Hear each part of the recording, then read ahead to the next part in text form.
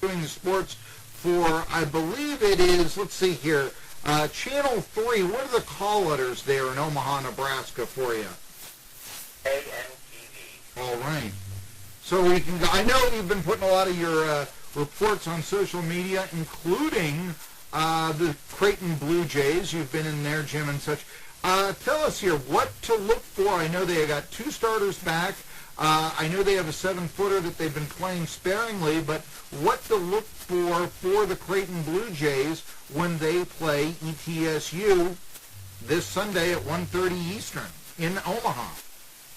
So I guess one of the big things about Creighton, and this kind of speaks historically, they've been a good one-shooting team. In their first game against Western Illinois, they came out and shot the ball really well.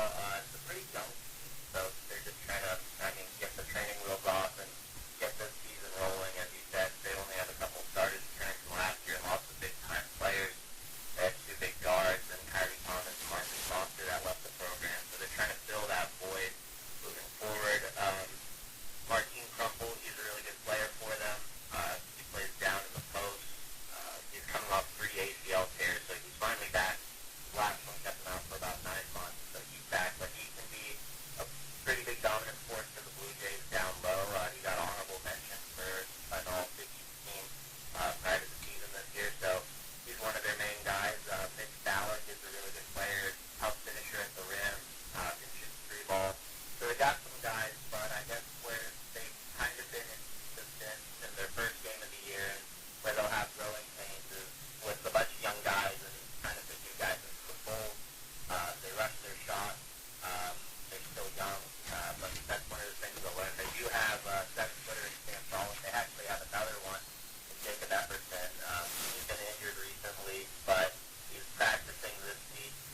No word of whether he's for sure to go on Sunday, but he got a lot of reps playing last year and a lot of minutes, so he's a really good player for them. But yeah, so I guess the things to definitely watch out for are 3-point team, but a young team that's not always focused and dialed in right now. Well, you have a 3-point team going up against ETSU, who I think hasn't really shot. They didn't shoot the three that well against Georgia State. They were about 50% against Hiawassee, but that was also playing a lot of second stringers and even walk-on players at the end. A total mismatch to get a home game and such. Hey, I did want to ask this. Now that you've been in Nebraska for a little bit, I look at what Creighton does there in Omaha, drawing 16,000 fans a year. I guess it was 15,900 and change last year, but ranked 10th in the country nationally for Creighton. Which, and I've mentioned in my monologue here, Karthik, that when I close my eyes sometimes and dream of ETSU basketball and what it could be, sometimes I dream it's Creighton, But what is the appeal? I mean, we think Nebraska, we think the Cornhuskers. Creighton outdraws the Cornhuskers in their shadow. What's the key to this overwhelming popularity the Blue Jays have? It's funny, a lot of people, there's kind of a joke around this area that everyone's a Nebraska football fan, but then a Blue Jays basketball fan, and that's just the kind of way it goes. I think just historically, Creighton has found some success, been able to make the NCAA tournament, whereas Nebraska hasn't.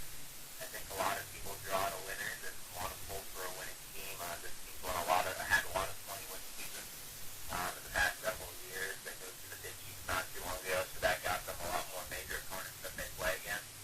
And I really think that really is the draw when it comes down to it. Success draws fans. Do you think that a similar relationship could ever happen in the Tri-Cities with ETSU basketball? I mean, we can talk about it leading the league in attendance, the Southern Conference, but, there's a reason they play at Freedom Hall and not the Mini-Dome.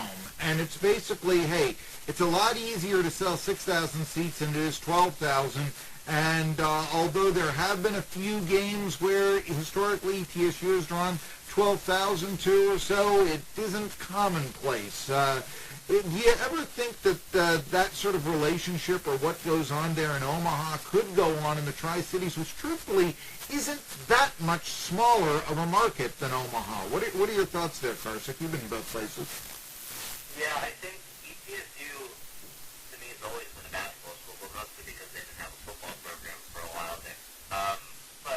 And they did have a football program before. It wasn't all that good either, but yeah. Exactly. I mean, like, there was a big aspect for that, and I think basketball threw a lot of money, but even before then, like in the 90s when they had Albert and Mr. Jennings and all those fellas, they were very popular back then. I think there's potential. I still think the geographical area of where, and honestly, you could say that about here too, is that it is football country, but I don't know. Like, I think ETSU is a big basketball school, and once again, I think once you sustain success and keep that going, you get more fan interest and they'll want to come. And with what Steve Forbes has been able to do, make the NCAA tournament 2 years ago, SoCon championship game last year, I don't see why not. I don't see why it couldn't happen. I guess it's just the sustained success and a reason for hype, I think, is usually what draws in fans. So if he's able to sustain that, keep Forbes around, I think he's a very likable guy, and I think that's what draws him a lot of fans as well.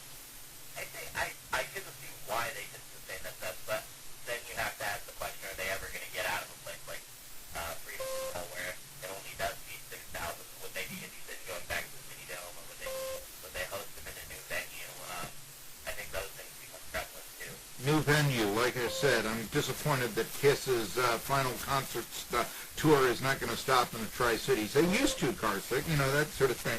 But let me ask you, Greg McDermott, Steve Forbes has been telling reporters around here, we go back a long ways. We used to know each other as high school players. We play against each other, this sort of thing. Has Greg McDermott, when you've talked to him, because I know you've done some videos and all that, ever mentioned Steve Forbes to you? He has not. I've only gotten the chance to talk to him, I'll say 1.5 times. One wasn't really a time. So I've talked to him once. Other than that, I wanted to get down there past Tuesday to go see him again, but I got called in to help with election coverage. So that kind of ended up taking my time there. Otherwise, I would have loved to ask him about Steve Forbes and ETSU. But no, I actually haven't gotten a chance to ask him about it. So. That's how this game, it seems, did take place, because Steve Forbes is telling everybody about how difficult it is to schedule, at a Southern Conference school and so on. Creighton, it seems, maybe a little bit easier. They've got a nice non-conference slate this year. Looking ahead to this ball game, I should ask, can we expect to see a Creighton team that is as good as they were before? I mean, you mentioned they're younger, they're going to shoot threes and all this, but they've only been picked to finish 9th in the Big East. I think this is a winnable game for ETSU. I'm not saying that they will guaranteed, but I think it's not beyond the realm of possibility.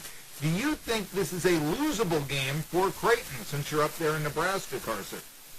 Oh, yeah, without doubt. I think ETSU is going to keep very close in this game. ETSU's got some young players too, but I think Creighton's going to continue to go through their growing pains. I don't think all of a sudden after a game against Western Illinois, it's just going to snap together and they're going to pull together.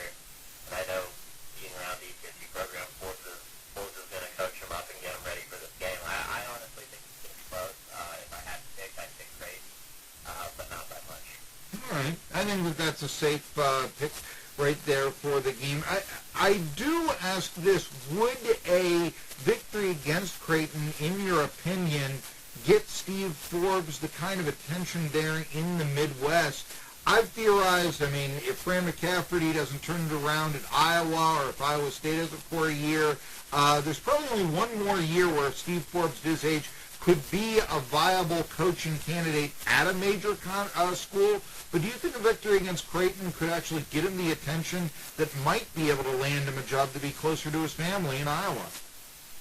I think it would help, but with Creighton not being at the prominence that they are right now, obviously there will still be a lot of attention around the program, but I think a lot of fans, people in this area kind of realize this is going to be down here for the program. I think there's potential, but I honestly think that Coach Forbes has done a lot of people's radars already. He has the national attention. I think he gave that a couple years ago. I've got 10 seconds. I've got to admit, I know what you're saying there. I actually think that if he doesn't go this year, he's going to be at ETSU for the long term. Jerry Bonkowski talking NASCAR next. Thanks, Karthik.